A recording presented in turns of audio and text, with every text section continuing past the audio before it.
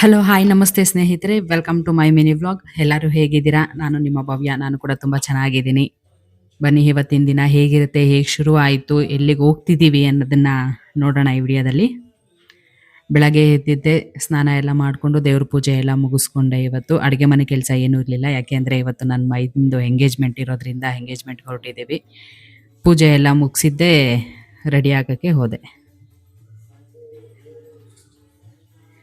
Makeup ಅಂತೂ ಸಕ್ಕತ್ತಾಗಿ ಮಾಡೋರು ನಿಜವಾಗ್ಲೂ. ನಡೀರಿ ಆ ಕಡೆ.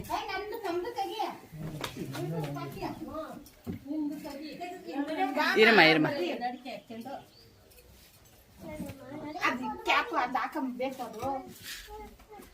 ಮದುವೆ ಗಂಟೆಗೆ ಜಾಗ ಬಿಡ್ರಮ್ಮ. ಸೊ ಇದು ಈ ಮನೆ ಎಲ್ಲರಿಗೂ ಗೊತ್ತಿರುತ್ತೆ. ಫಸ್ಟ್ ವ್ಲಾಗಲ್ಲಿ ಇದೇ ಮನೆದೇ ವಿಡಿಯೋ ಮಾಡಿರೋದು ನಾನು. ಮನೆ ನೋಡೋ ಶಾಸ್ತ್ರಕ್ಕೆ ಬಂದಿದ್ರು ಅಂತ. ಇಲ್ಲಿಂದ ಈಗ ಚೌಟ್ರಿ ಹತ್ರ ಹೋಗ್ತಾ ಇದ್ದೀವಿ, ಅಂದ್ರೆ ಪಾರ್ಟಿ ಹಾಲ್ ಹತ್ರ. ಎಂಗೇಜ್ಮೆಂಟ್ ಇರೋದು ದೊಡ್ಡಬಳ್ಳಾಪುರದಲ್ಲಿ.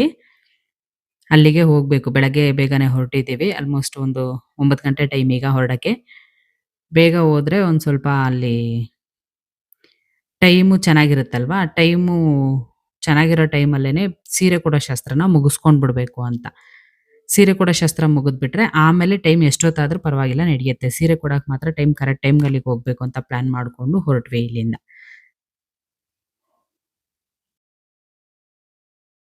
ಸೊ ಫೈನಲಿ ಬಂದ್ವಿ ಎಂಗೇಜ್ಮೆಂಟ್ ಹಾಲ್ ಹತ್ರ. ನಾವು ಬರೋಕ್ಕೂ ಮುಂಚೆನೆ ಪಾಪ ಹುಡುಗಿಯವ್ರು ಬಂದಿದ್ರು ಆಲ್ರೆಡಿ. ಅವ್ರಿಗೆ ಹತ್ರ ಇತ್ತು, ನಮ್ಗೊಂದು ಸ್ವಲ್ಪ ದೂರ, ಅವ್ರಿಗೆ ಸ್ವಲ್ಪ ಹತ್ರ.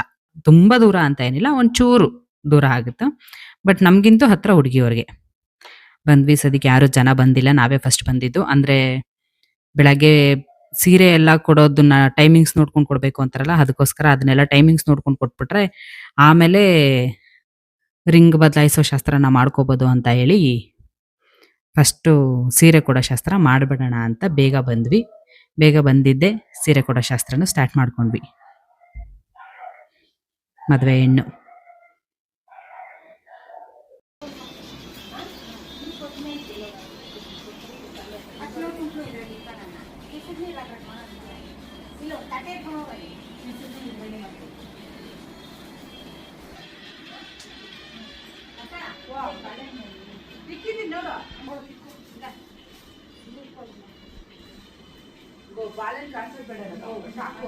ಇಲ್ಲಿ ಇಲ್ಲಿ ತಟ್ಟೆ ತುಂಬ ಹೋಗ್ತೈತಿ.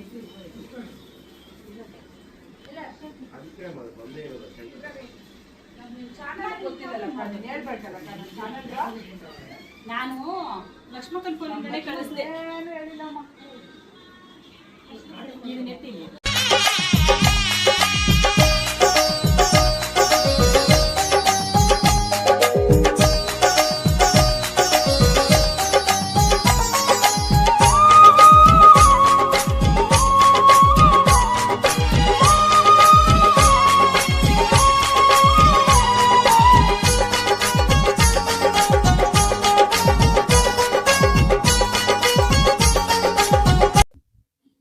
ಇನ್ನು ನೆಕ್ಸ್ಟು ಸ್ಟೇಜ್ ಮೇಲೆ ಎಲ್ಲ ತಟ್ಟೆಗಳೆಲ್ಲ ಜೋಡಿಸಿದಾಯಿತು. ಹೊಸ್ಗೆ ಸಾಮಾನೆಲ್ಲ ಜೋಡಿಸೋದು ಕಂಪಲ್ಸರಿ, ನಮ್ಮಲ್ಲಿ ಅದು ಮಾಡಲೇಬೇಕು.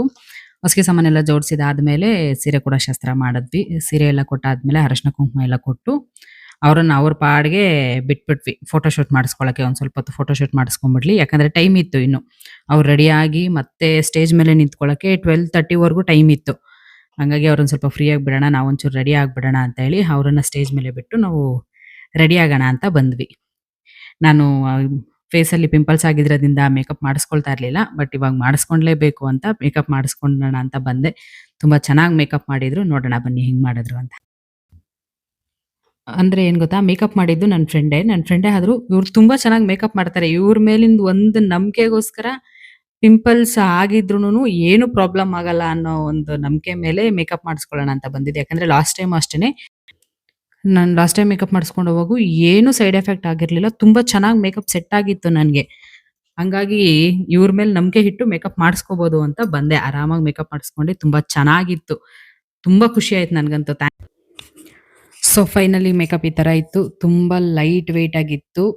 ತುಂಬ ಡೀಸೆಂಟ್ ಆಗಿತ್ತು. ನನಗೆ ತುಂಬ ಇಷ್ಟ ಆಯಿತು. ಥ್ಯಾಂಕ್ಸ್ ಸುನೀತಾ. ಮೇಕಪ್ ಮುಗೀತು. ಗ್ರೂಪ್ ಫೋಟೋನು ಮುಗೀತು. ಫ್ಯಾಮಿಲಿ ಫೋಟೋನು ಮುಗೀತು. ಫೈನಲ್ ಆಗಿ ಊಟನೂ ಮುಗೀತು.